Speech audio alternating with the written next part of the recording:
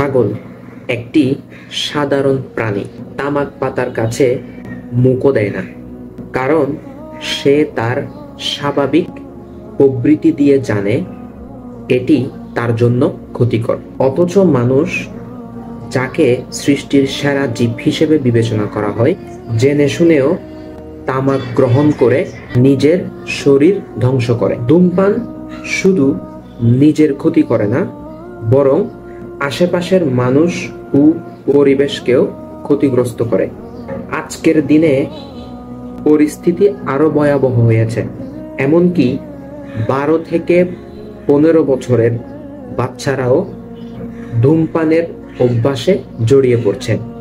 তারা বন্ধু বান্ধবের প্ররোচনায় বা কৌতূহলবশত ধূমপানের মতো ক্ষতিকর অভ্যাস শুরু করে।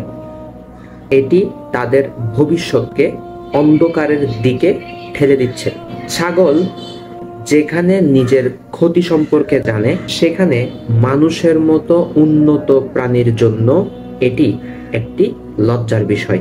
তাই মানুষ হিসেবে আমাদের উচিতের মর্যাদা রক্ষা করা, কিশোরদের সচেতন করা এবং ধূমপানের মতো ক্ষতিকর অভ্যাস থেকে দূরে থাকা।